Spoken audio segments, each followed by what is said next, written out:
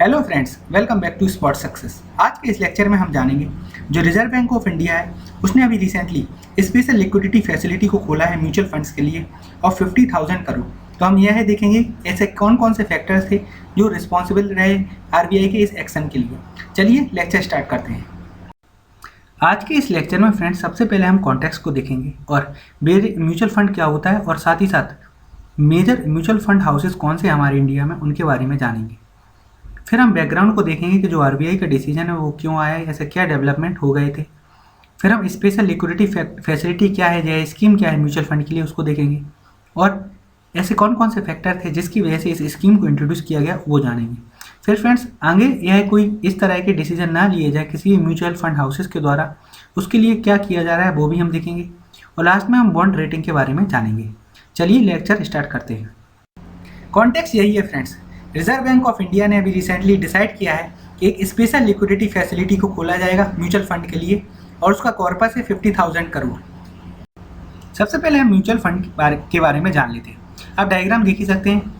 इसमें फ्रेंड्स क्या होता है, म्यूचुअल फंड एक इन्वेस्टमेंट स्कीम होती है जिसमें इन्वेस्टर्स से पैसा लिया जाता है और एक फंड बनाया जाता है और उस फंड को एक फंड मैनेजर मैनेज करता है और फ्रेंड्स इस पैसे को सिक्योरिटी मार्केट या फ्रेंड स्टॉक में इन्वेस्ट किया जाता है। अगर यह सिक्योरिटी या बॉन्ड में इन्वेस्ट किया जाता है तो यह एक सेफ रिटर्न माना जाता है, तो इसको हम डेट म्यूचुअल फंड बोलते हैं। अगर इसको हम स्टॉक में इन्वेस्ट करते हैं तो इक्विटी म्यूचुअल फंड बोला जाता है। और जो भी फ्रेंड रिटर्न जनरेट होते हैं वो इन्वेस्टर्स को पास कर दिए जाते हैं और प्रॉफिट फंड मैनेजर के पास रख लिया जाता है। इंडिया में जो मेजर म्यूचुअल फंड हैं आप देख सकते हैं friend, HDFC mutual fund house, ICI mutual fund, Reliance mutual fund, axis mutual fund. इसके साथ ही साथ फ्रैंकलिन टेम्पलेटन इन्वेस्टमेंट भी आप देख सकते हैं, इसके बारे में हम आज बात करेंगे। हमने देखा फ्रेंड्स कि आरबीआई ने स्पेशल लिक्विडिटी फैसिलिटी को बनाया है म्यूचुअल फंड के लिए, तो हम इस पहले बैकग्राउंड को समझ लेते हैं। बात शुरू होती है फ्रैंकलिन टेम्पलेटन इंडिया से। यह एक फ्रेंड्स मेजर प्लेयर है म्यूचुअल फंड बिजनेस की बात करें और इसका जो टोटल एसेट अंडर मैनेजमेंट है वो एज ऑन मार्च 31, 2020 में 30,850 करोड़ था।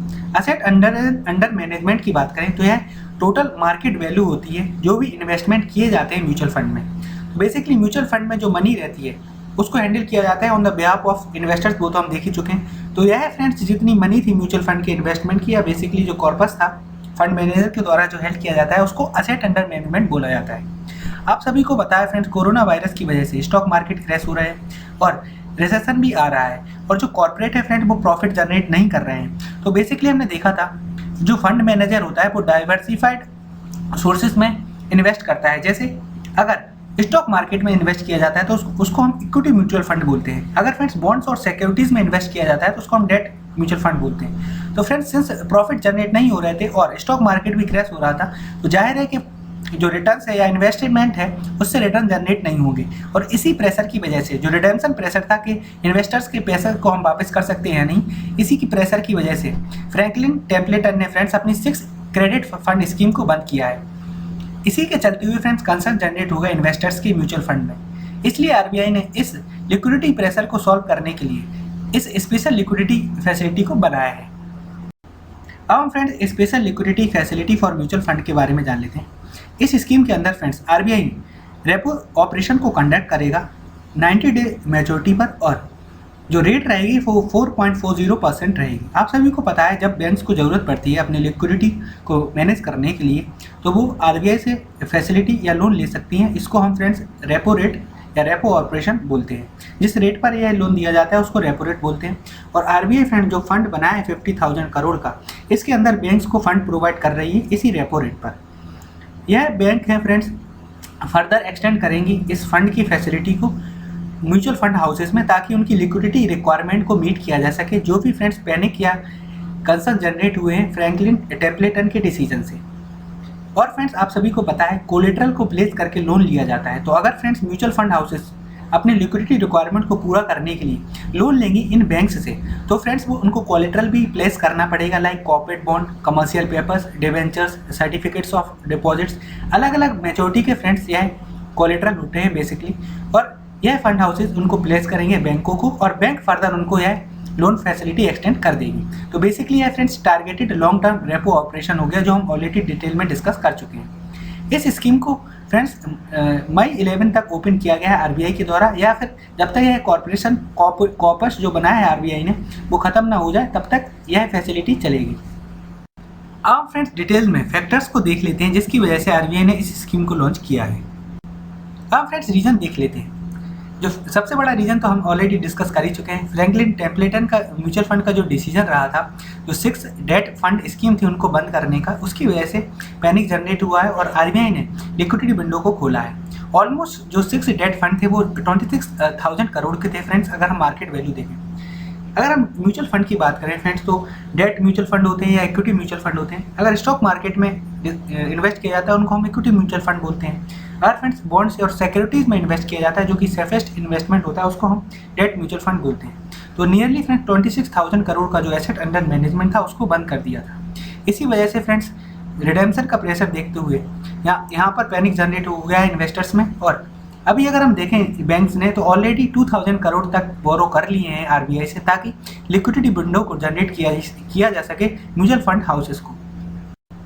जो नेक्स्ट फैक्टर था आरबीआई के डिसीजन का वो था continue boring by mutual fund in April month. Basically friends mutual fund को अलाउ किया जाता है कि वो अपने 20% ऑफ देयर एसेट साइड तक बोरो कर सकते हैं अगर उनको लिक्विडिटी नीड पूरी करनी है, जैसे कि रिडेम्पशन पैसा वापस करना है इन्वेस्टर्स का या डिविडेंड पे करना है। तो अलाउ किया गया है म्यूचुअल फंड हाउसेस को कि 20% तक बोरो कर सकते हैं। सबसे ज़्यादा बोरिंग फ्रेंड्स मार्च में आती है, क्योंकि जो इन्वेस्टर्स रहते हैं वो अपना पैसा वापस करते हैं। आप सभी को पता है मार्च टाइम में टैक्स पेमेंट का टाइम होता है, इसी वजह से जो इन्वेस्टर्स रहते हैं वो अपने पैसे को रिडीम करते हैं और तभी सबसे ज़्यादा ज़रूरत पड़ती है म्यूचुअल फंड को बोरो करने की।